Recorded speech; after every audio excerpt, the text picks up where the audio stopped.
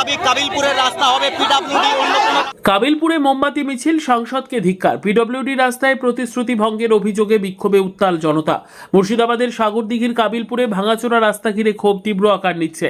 13ই আগস্টের গণ আন্দোলনের পর বৈঠকে সাংসদ খলিলুর রহমান কাবিলপুরের রাস্তা পিডব্লিউডির আওতায় আনার প্রতিশ্রুতি দিয়েছিলেন, কিন্তু 29শে আগস্ট জেলা শাসকের সঙ্গে বৈঠকে সেই আশ্বাস কার্যকর হয়নি। ফলে ক্ষোভে ফেটে পড়েছেন আন্দোলনকারীরা।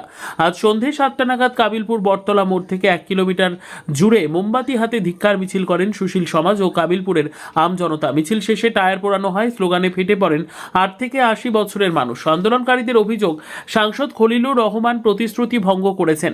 নূর ভবনে বৈঠকে তিনি নম্র ভঙ্গিতে পিডব্লিউডির আশ্বাস দিলেও আজ 180 ডিগ্রি পাল্টি মেরে দুর্ব্যবহার করেছেন এবং কাবিলপুরের রাস্তাকে আবারও ধোঁয়াশার মধ্যে রেখে দিয়েছেন। সুশীল সমাজের বক্তব্য, এই আন্দোলন এখানেই শেষ নয়। কাবিলপুরের রাস্তা পিডব্লিউডি না হওয়া পর্যন্ত মিছিল, ধিক্কার ও বিক্ষোভ। না অবগত আছেন যে আমরা 24শে আগস্ট এমপি সাহেবের সঙ্গে দেখা করেছিলাম। উনি আমাদেরকে আশ্বাস দিয়েছিলেন আমি আপনাদের দুজন প্রতিনিধি নিয়ে গিয়ে ডিএম অফিসে দেখা করব।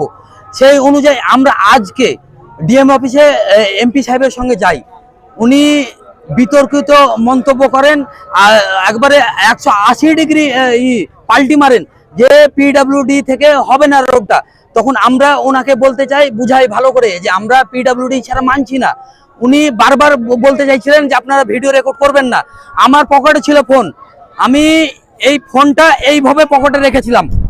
উনি বলছেন যে আপনি ভিডিও রেকর্ড করছেন কল। আমি বলছি স্যার আমি কোনো ভিডিও রেকর্ড করছি না।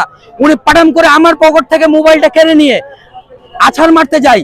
সঙ্গে সঙ্গে আমাদের কোর কমিটির যারা কাবিলপুর সুশীল সমাজের লোক ছিলেন তারা ফোনটা ধরেন। তারপরে উনি তারপর জোর জবরদস্তি ধরে ওনার পিয়ের হাতে ফোনটা দেয়। উনি চেক করেন ফোনটা আমার, যে আপনার ফোনে কিছু আছে কিনা। আমার ফোনে অতএব উনি কিছু পাননি। এমপি সাহেব নিজেই কি আপনার ফোন কেড়েছিল? হ্যাঁ একদম নিজেই ফোনটা কেড়েছিলেন। তারপরে